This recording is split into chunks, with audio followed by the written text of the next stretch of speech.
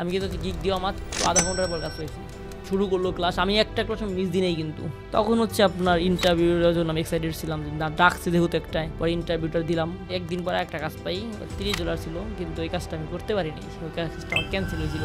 আমার তখন প্রচুর এসএমএস আসতো, 2টা 3টা 4টা 5টা করে এসএমএস আসতো প্রতিদিন। আমরা একই ওয়াইফাই ইউজ করি, সো একই ওয়াইফাই ইউজ করে তো ফাইবার অ্যাকাউন্ট খোলা যায় না। শুভ স্যার আমাকে বললো সবার এখন ফাইবার অ্যাকাউন্ট তৈরি করতে হবে।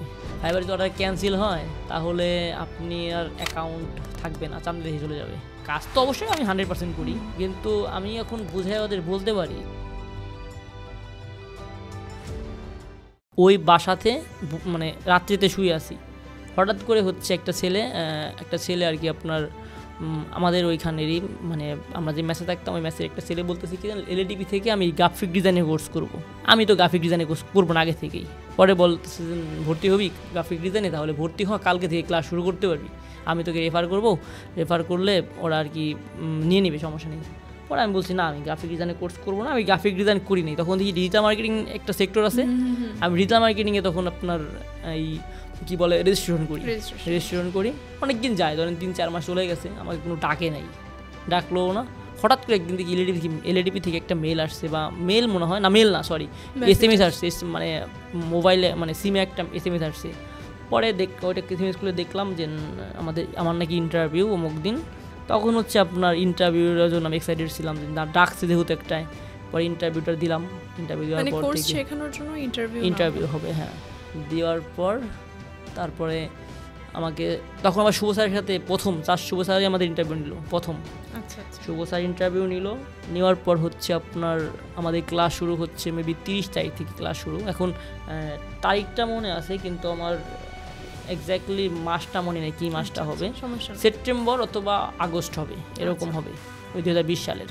পরে 30 তারিখ থেকে শুরু হবে ক্লাস। পরে শুরু করলো ক্লাস, আমি একটা ক্লাস মিস দিই নাই কিন্তু, একবার প্রত্যেক দিন ক্লাস করছি। এটা হচ্ছে কোথায় হতো আপনাদের বাসা থেকে? না বাসা না তো, এটা তো আমাদের অনলাইনে ক্লাস হতো জিনিসটা। আচ্ছা, প্রথমে অফলাইনে শুরু হইতে চাইছিল, পরে অনলাইনে আর কি, করোনার জন্য অনলাইনে। কিন্তু তখন আমার ইন্টারনেট ছিল না, তখন আমি মোবাইল নিয়ে এসে আমার ওই যে ফ্রেন্ড আছে সঞ্জয়, ওর বাড়িতে ইন্টারনেট ছিল, ওর বাড়িতে এসে আপনার এই করতাম, ক্লাসগুলো করতাম। তখন আমার ডেস্কটপ তো আর আমি নিয়ে আসতে পারবো না, ল্যাপটপ থাকলে নিয়ে আসতাম, এই মোবাইল দিয়ে করতাম আর কি। মোবাইল দিয়ে করতাম 7-8টা ক্লাস মোবাইল দিয়ে করছিলাম, এই শুভ স্যারের আর কি এলএডিপির ক্লাস। পরে হচ্ছে আমি পরে হচ্ছে আমি কী করলাম, পরে হচ্ছে মানিকগঞ্জ যাবো আমি, আবার মানিকগঞ্জে আপনার শিফট করবো। করোনাও প্রায় মোটামুটি আর কি, তখন শিফট করবেন বলতে আমি তো মানিকগঞ্জই থাকতাম ওই করোনার আগে, করোনার জন্য বাড়িতে গেছিলাম। আবার যখন আপনার আমি এই করোনা প্রায় শেষই হয়ে গেছে,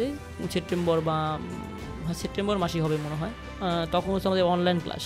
আমি তাড়াহুড়ো করে মানিকগঞ্জ চলে আসছি, আমি আর আমার ওই ভাই, ওই যে যার কথা বললাম, তার ল্যাপটপ কেনার জন্য আমি ঢাকাতে আসছিলাম, ও কিন্তু আমাদের এই এলএডিপির কোর্সে ভর্তি হয়েছিল, দুজনেই হ্যাঁ। পরে ক্লাস করলাম কয়দিন ক্লাস করার পরে শুভ স্যার আমাকে বললো সবার এখন ফাইবার অ্যাকাউন্ট তৈরি করতে হবে।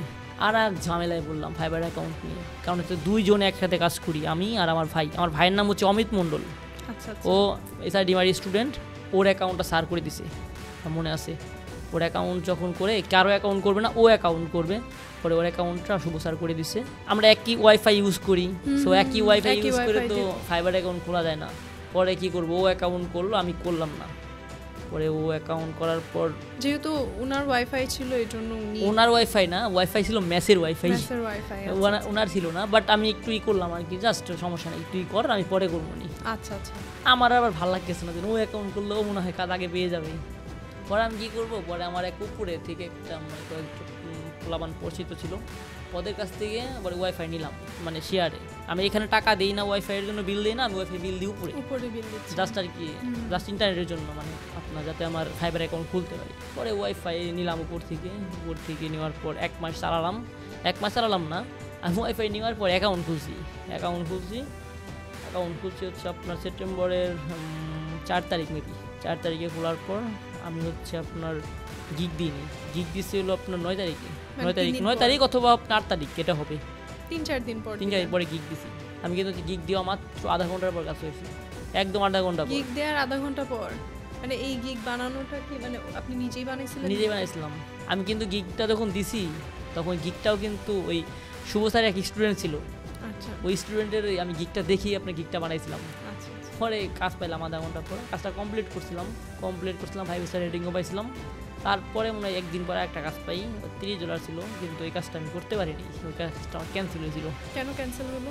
ক্যান্সেল হয়েছিল বলতে ওর কাজটা একটু ঝামেলা ছিল, তো পরে ও আমাকে কথা মানে অনেক বুঝাইছিলাম যে তোমার তো এটা তো তোমার ঠিকই দিয়ে দিতেছি, অ্যাড অ্যাকাউন্টের আর কি, আচ্ছা, ঠিক ছিল আর সব কিছু ঠিক ছিল, বাট ও কিছু বুঝে না। মানে ক্লায়েন্টের সাথে আপনার কমিউনিকেশনটা ভালো ছিল না আর কি, কারণ ও বললামই তো ও কিছু বুঝে নাই। পরে ওটা ক্যান্সেল হয়ে যায়, অর্ডারটা ক্যান্সেল ওই করে দেয়, পরে আমি এখান থেকে অ্যাকসেপ্ট করে দিই, ক্যান্সেল হয়ে যায়। আবার ফাইবারের একটা জ্বালাও আছে, ফাইবারে যদি অর্ডার ক্যান্সেল হয় তাহলে আপনি আর অ্যাকাউন্ট থাকবে না, চান্দি দেখে চলে যাবে। আচ্ছা, যদি একবার rank ফাইবার কমে অ্যাকাউন্ট যাবে। একদম মানে আমার ফাইবার অ্যাকাউন্টে যখনই অর্ডারটা ক্যান্সেল হলো, আমার তখন প্রচুর এসএমএস আসতো, 2টা 3টা 4টা 5টা করে এসএমএস আসতো প্রতিদিন, কিন্তু আচ্ছা। ক্যান্সেল হইতে হইতে আমার 7 দিন লাগছে। কারণ হচ্ছে প্রথমত ওর কাজটা হচ্ছে আমার 5 দিনের ছিল, আমি 5 দিন পর ডেলিভারি দিয়েছি। ধরেন 10 তারিখ অর্ডার হয়েছে, আমি 5 দিন পর আপনার ডেলিভারি দিয়েছি। আবার অটো কনফার্ম হইতেও কিন্তু 3 দিন লাগে, 5 6 7 8 মানে 18 তারিখ। 18 তারিখে ওভার রিভিশন পাঠাইছে, আমার অর্ডারটা ক্যান্সেল হয়েছে মেবি হচ্ছে 22 তারিখে। অনেক দিন আর কি ইয়া ছিল, ওই কয়েকদিনে বুঝছেন, ওই কয়েকদিন আমি প্রচুর এসএমএস পাইছি, কিন্তু কাজ নিতে পারিনি। ওই একটা কাজ করছি, আমি তখন বুঝতামও না যে একটা কাজ নিলে পরে আর একটা কাজ মাত্র শুরু করছি। হ্যাঁ, আর ওইটা ক্যান্সেল করছিল না, ওটা আমি ক্যান্সেল হতো না আমার, যদি আমি আর কি বুঝতাম বিষয়গুলো, ফাইবার সাপোর্টে গিয়ে কথা বলা যায় বা অনেক কিছু মানে করা যায়। এখন যেটা বুঝি আর কি, এখন যে কেউ যদি আমি কাজ যদি আমি নাও করি, আমি যে কোনোভাবে ওকে বুঝায় বাঝায় যেভাবে হোক আমি ফাইবার সাপোর্টের কথা বলতে পারবো, কিন্তু কাজ তো অবশ্যই আমি 100% করি, কিন্তু আমি এখন বুঝায় ওদের বলতে পারি যে আপনার যেটা আমি কাজ করছি এটা ওর সমস্যা, এখন আমি সব কিছু জানি, ফাইবারের সম্পূর্ণ রুলস আমি জানি।